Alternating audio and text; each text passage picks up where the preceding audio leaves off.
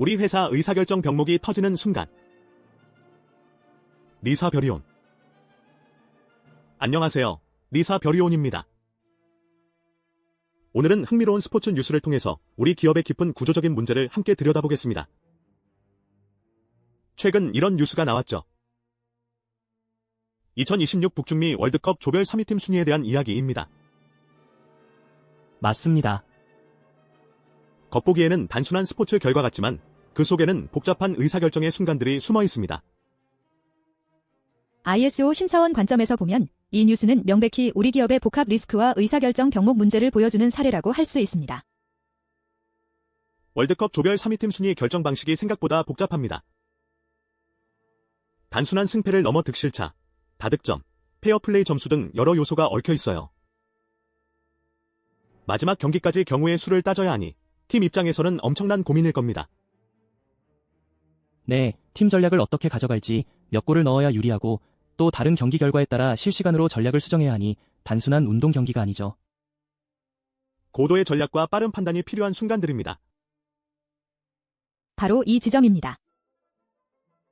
스포츠 경기의 복잡성과 불확실성 속에서 어떻게 의사결정이 이루어지는가가 핵심이죠. 이것이 바로 리사 6대 병목 매트릭스 중 2형, 즉 의사결정 병목형과 직결됩니다. 의사결정 병목형이요? 좀 더 구체적으로 설명해 주실 수 있을까요?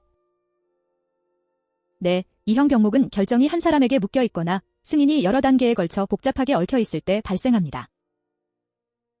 결국 누구도 쉽게 책임을 지려 하지 않고 조직 전체가 기다리게 되는 현상이죠. 마치 월드컵 팀이 복잡한 순위 규정 앞에서 우왕좌왕하며 최적의 전략을 놓치는 것과 비슷합니다. 우리 기업 현장에서도 이런 상황 정말 많습니다. 특히 신제품 개발 과정에서 자주 나타나요. 신제품 개발이요? 어떤 식으로 나타나는지 사례를 들어주실 수 있나요? 예를 들어 시장 트렌드가 빠르게 변하는데 시장 예측이 어렵다. 경쟁사 동향을 더 봐야 한다는 이유로 기획 단계에서 수많은 보고서만 오가고 최종 승인 절차가 계속 지연되는 겁니다. 결국 타이밍을 놓쳐서 경쟁사의 시장 선점을 빼앗기죠. 이걸 빨리 결정했어야 하는데 왜 아무도 결정을 안 내리는 거야? 대표님들 쏙 터지는 소리가 여기까지 들리는 것 같아요.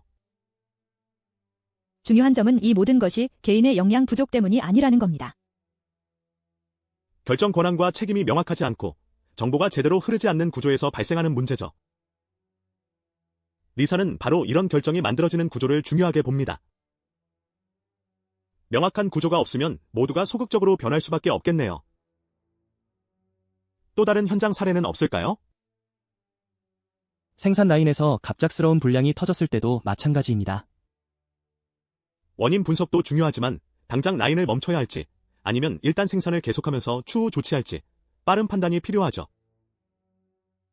맞아요. 그때의 결정 하나하나가 회사의 손익에 엄청난 영향을 미치죠. 그런데 생산부, 품질부, 기술부, 심지어 영업부까지 각자의 이해관계와 책임 회피 속에서 누가 결정할 것인가를 두고 시간을 허비합니다. 결국 라인도 제대로 못 멈추고 불량은 계속 늘어나죠.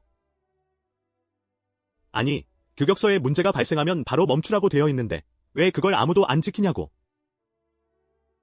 책임을 다 나한테 미루고 있어. 이런 하소연이 나오는 겁니다. 이때 필요한 것이 바로 명확한 권한 위임 구조와 객관적인 데이터 기반의 의사결정 프로세스입니다. 복합적인 리스크 속에서도 흔들림 없이 최적의 판단을 내릴 수 있도록 사전에 시스템을 갖춰야 합니다. 단순히 정보만 많이 모은다고 되는 것이 아니라 그 정보를 바탕으로 누가, 언제, 어떻게 결정할지 명확히 해두어야 합니다. 결국 문제는 복잡한 변수나 시장 상황이 아니라 그 속에서 결정을 마비시키는 우리 조직의 구조라는 말씀이시군요.